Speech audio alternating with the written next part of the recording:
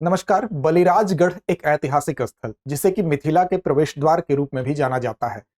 यहाँ पर भारतीय पुरातत्व सर्वेक्षण विभाग के द्वारा खुदाई की जा रही है और यह खुदाई इससे पहले 2013-14 में भी की गई थी। अब मानव बसावट की शुरुआत का सही अगर हम बात करें तो यहाँ पर क्या क्रम है, उस क्रम को और वेरीफाई करना और साथ साथ सही सही पता लगाना है कि यहाँ पर वास्तव में जो वर्जिन सॉइल है, वर्जिन सॉइल का मतलब होगा कि जो मानव बसावट है उसकी जो सबसे पहली जो मानव बसावट है वो उसकी प्राचीनता कहां तक है। तो मौर्य काल से लेकर शुंग कुषाण गुप्त पाल तक यहाँ की जो सांस्कृतिक हम कह सकते हैं कि निरंतरता है उसका अध्ययन पहले किया जा चुका है, लेकिन मौजूदा जो खुदाई है बलिराजगढ़ में फिर से शुरू की गई है और इस तरह से इस सांस्कृतिक स्थल के फिर से चर्चा में आने का यही कारण है। 1938 में आपको बता दें कि इस स्थल को आर्कियोलॉजिकल सर्वे ऑफ इंडिया यानी कि भारतीय पुरातत्व संरक्षण जो विभाग है उसके द्वारा संरक्षित भी किया गया है, संरक्षित घोषित किया जा चुका है। और बलिराजगढ़ की अगर बात करें तो यह है कहां पर स्थित और साथ साथ इसका महत्व क्या है, कैसे ये ऐतिहासिक रूप से महाजनपदों से भी संबंध है, इस विषय को भी आज हम जानेंगे। तो बलिराजगढ़ फिर से यहाँ पर आर्कियोलॉजिकल सर्वे ऑफ इंडिया यानी ASI ने इसकी यहाँ पर खुदाई की शुरुआत की है। तो आप देखेंगे कि बेसिकली इस चर्चा में आने की वजह क्या है, इसकी ऐतिहासिकता महाजनपदों से कैसे संबद्ध है। तो देखिए, बिहार के मधुबनी डिस्ट्रिक्ट में ये स्थित है। बलिराजगढ़ जो स्थल है मधुबनी जिले में है, जो नेपाल बॉर्डर के पास अगर आप देखेंगे तो, और साथ साथ वहां पर जो ब्लॉक है बाबू बरही ब्लॉक है वहीं पर इसकी स्थिति है। तो यहां पर अब फिर से खुदाई शुरू की गई है। अब खुदाई देखिए दो तरीके से होती है। एक तो खुदाई होती है जो क्षैतिज रूप से होती है और एक होती है जो लंबवत होती है। तो जब किसी भी स्थल पर खुदाई क्षैतिज रूप से की जाती है इसका मतलब होता है कि एक ही संस्कृति जो विशालता में फैली हुई है उसके बारे में अध्ययन करना। लेकिन जब जब कहीं भी खुदाई किसी भी पुरातात्विक स्थल पर लंबवत की जाएगी तो इसका मतलब होता है कि विभिन्न संस्कृतियों के बारे में जो कालखंड है वो पता चलता है। यानी कि सबसे पहले अगर यहाँ पर मौर्य संस्कृति थी और सबसे अंत में अगर यहाँ पर आप कोई भी संस्कृति आधुनिकतम जिस संस्कृति तक इसकी पहुंच अभी तक प्रमाणित हुई है, जब से पाल संस्कृति तक की बात की जा रही है, तो सबसे पहले मौर्य आए, उसके बाद शुंग आए, उसके बाद गुप्त आए, उसके बाद पाल आए। तो ये कालानुक्रम का पता चलता है लंबवत खुदाई से। तो यहां पर बेसिकली यही पता करना है इस खुदाई के माध्यम से कि कहीं ऐसा तो नहीं है कि इसकी प्राचीनता मौर्य से भी पहले तक जाती है, कहीं ऐसा तो नहीं कि लौह काल तक इसकी प्राचीनता चली गई है। तो इस बात का पता लगाने के लिए ही फिर से इस खुदाई को शुरू किया गया है। अब बलिराजगढ़ की बात करें तो इसको मिथिला का प्रवेश द्वार भी कहा जाता है। अब इस तरह से अगर आप देखेंगे तो यहाँ का पौराणिक और ऐतिहासिक दोनों इंपॉर्टेंस है। पौराणिक महत्व कैसे है तो इसको यह माना जाता है कि जो राजा बलि है, राजा बलि की राजधानी यह हुआ करती थी, तो इस तरह से एक पौराणिक इंपॉर्टेंस भी है। और कुछ विद्वान कहते हैं कि जो प्राचीन विदेह राज्य था उस विदेह राज्य की प्रमुख प्रशासनिक सेंटर के तौर पर भी इसको जाना जाता है। 16 महाजनपद जो षोडश महाजनपद थे 6ठी शताब्दी ईसा पूर्व में, उसके भी पार्ट के रूप में इसको देखा जाता है। तो ये अलग अलग मत है। अब वर्ष 2013-14 में भी यहाँ पर खुदाई की गई थी। उस खुदाई के दौरान यहाँ पर जो प्रारंभिक खोज हुई उस खोज में देखेंगे तो एक 176 एकड़ का कितना एरिया था, 176 एकड़ का एक ईंटों से बना हुआ किला भी यहाँ पर मिला था। और इस विशाल ईंटों के किले के मिलने की वजह से ये बात कहा गया कि यहाँ पर जो अवशेष हैं उस अवशेष का अध्ययन किया गया कि मौर्य काल से लेकर शुंग काल तक, कुषाण काल तक, गुप्त और पाल तक यहाँ पर निरंतर जो है वो बसावट देखी गई। तो ये बात प्रमाणित हो चुकी है। लेकिन अभी जो खुदाई हो रही है इसमें यह कहा जा रहा है कि यहाँ पर 20 ट्रेंच बनाए जाएंगे। 20 ट्रेंच क्या होते हैं? ट्रेंच बेसिकली 20 खाइयां ऐसी होंगी जिसमें अलग अलग सभ्यताओं के बारे में कितनी प्राचीनता है, तो 20 इन खुदाइयों के माध्यम से उस बात को प्रमाणित किया जा सकेगा जो खुदाई में चीजें मिलती जाएंगी। यानी कि एक लेयर के बाद दूसरी लेयर से जो चीज मिलेगी उसके आधार पर यह तय होगा कि इसका संबंध किस पीढ़ी की जो सभ्यता है उससे है, किस पीढ़ी की डायनेस्टी से इसका कनेक्शन है। अब यहां पर स्थल की प्राचीनता मौर्य काल से भी पहले तो नहीं है, यह चीज प्रमाणित हो जाएगी। लेकिन अभी तक जो खुदाई हुई है वर्ष 2013-14 की, वहां से अगर बात करें तो ये 322 से 185 ईसा पूर्व जो मौर्य काल है वहां तक की प्राचीनता इसकी मिल चुकी है अब तक। तो अब पिछली खुदाई में मिला क्या क्या था उसकी भी बात करेंगे। पिछली खुदाई में अगर आप देखेंगे तो यहां से मोती के कुछ और तांबे की कुछ वस्तुएं मिली हैं, यहाँ से अस्थि की कुछ कलमें मिली हैं, यहाँ पर मिट्टी की मृण मूर्तियां जिनको कहते हैं मिट्टी की मूर्तियां मिली हैं, साथ साथ यहाँ कुछ खिलौने मिले हैं, कुछ पंच मार्क्ड क्वाइंस मिले हैं, ठीक है ना। तो ये चीजें जो मिली हैं ये प्रमाणित की हैं कि इसमें अभी तक इसकी प्राचीनता मौर्य, शुंग, कुषाण और उसके बाद आपका गुप्त और साथ साथ पाल वंश तक, ये 5 जो बसावट है उसका क्रम प्रमाणित हुआ है। प्राचीन काल में भी कुशल शहरी नियोजन यहां पर था। यहां की खुदाई से यह बात स्पष्ट तौर पर पता चलती है। तो मूल रूप से अभी जो खुदाई शुरू की गई है, यह स्थल मौर्य काल से भी पहले का है या नहीं, अब इस बात का प्रमाणन यहां पर होगा।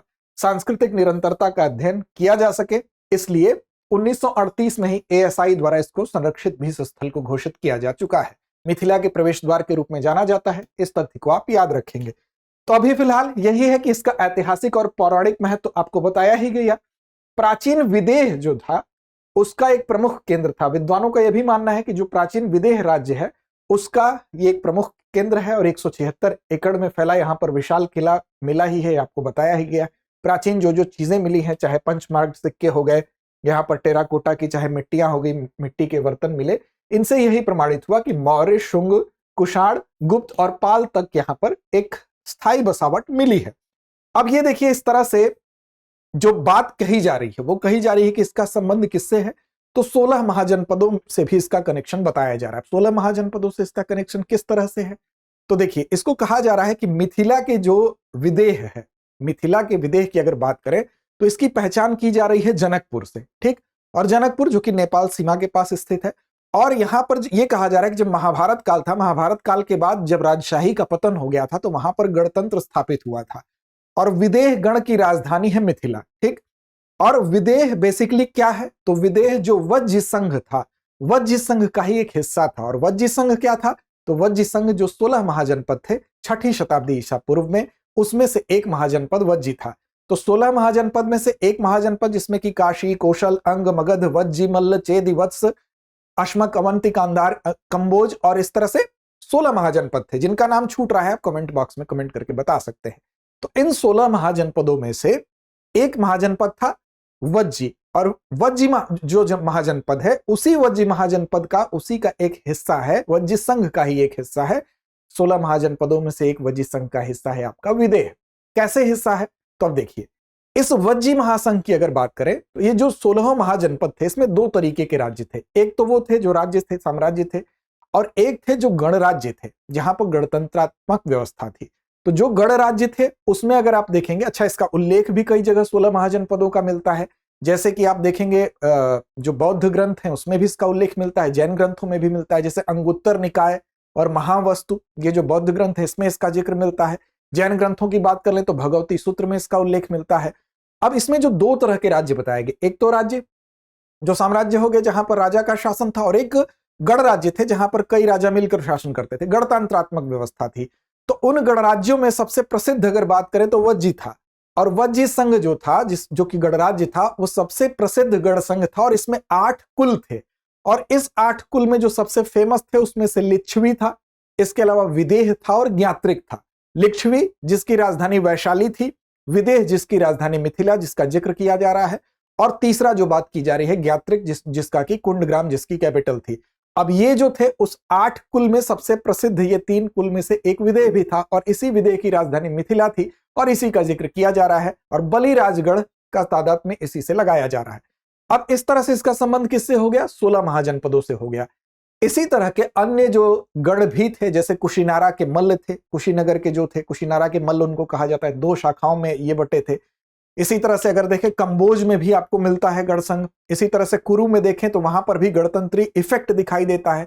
पांचाल की बात करें तो कुछ समय के लिए वहां पर गणतंत्र था, बाद में नहीं था। और 16 महाजनपदों में जैसे कुछ शक्तिशाली साम्राज्य हो गए, जैसे कि मगध था। मगध का शासक अजातशत्रु जो हुआ बहुत शक्तिशाली था, और उसने क्या किया, बाद में वज्जी राज्य को अपने राज्य में, वज्जीगढ़ को अपने राज्य में मिला लिया था। पाणिनि के अष्टाध्यायी में भी इसका उल्लेख मिलता है, वज्जी संघ का उल्लेख मिलता है। तो ये तमाम ऐसे इसके तथ्य हैं जो इसकी ऐतिहासिकता को भी दर्शाते हैं। यहीं पर खुदाई शुरू की गई है। ये 16 महाजनपद आपको मैप में दिखाए गए हैं, जिसमें कि आप देख रहे हैं कुरु हो गया, मत्स्य हो गया, पांचाल हो गया, कौशल हो गया, वत्स हो गया, ठीक है। तो ये तमाम, काशी हो गया, ये इस तरह से अवंती हो गया, अश्मक हो गया। तो 16 आपके महाजनपद है जिनकी की स्थिति यहां पर दिखाई गई है। और यहां पर जिसका जिक्र हम कर रहे हैं वो विदेह गण की बात कर रहे हैं। विदेह गण किसका पार्ट है, तो विदेह गण आपको भी बताया गया कि 16 महाजनपदों में से ही एक वज्जी का पार्ट है, ठीक है। ये आपको याद रखना है। अब देखिए, इसमें अगर हम बात करें तो इसमें जो रोल निकल कर आ रहा है, बेसिकली 16 महाजनपदों में से एक ये है। इसकी राजधानी विदेह की हम बात करें तो ये मिथिला थी, और यहीं पर जो खुदाई हो रही है, ये पता करना है कि यहाँ पर जो बसावट है वो कहीं ऐसा तो नहीं है कि वो लौह काल तक जा रहा है, यानी कि मौर्य काल से भी पहले की इसकी प्राचीनता है। अब इसमें रोल किसका है? तो इसमें रोल है basically archaeological survey of India का। और आर्कियोलॉजिकल सर्वे ऑफ इंडिया की अगर बात करें तो ये कब स्थापित हुआ था? तो 1861 में आर्कियोलॉजिकल सर्वे ऑफ इंडिया स्थापित हुआ था। वर्तमान में अगर बात करें तो संस्कृति मंत्रालय के अधीन ये कार्य करता है। 164 वर्षों से प्राचीन हमारे जो स्मारक हैं, जो सांस्कृतिक धरोहर है, उनका संरक्षण करने का काम करता है। और प्राचीन स्मारक एवं पुरातत्व स्थल एवं अवशेष अधिनियम 1958 है और इसी अधिनियम के तहत ये कार्य करता है। और इसके पहले महानिदेशक कौन थे? तो इसके पहले महानिदेशक थे अलेक्जेंडर कनिंघम। और ये अलेक्जेंडर कनिंघम वही थे जो जेम्स प्रिंसेप के शिष्य थे। जेम्स प्रिंसेप का नाम अक्सर आप सुनते होंगे कि सबसे पहले, चलिए कमेंट करके बताइए, किस लिपि को पढ़ने का काम इन्होंने किया था, किस अभिलेख को पढ़ने का काम किया था? कमेंट बॉक्स में बताइए, हिस्ट्री का बहुत प्रसिद्ध सवाल है।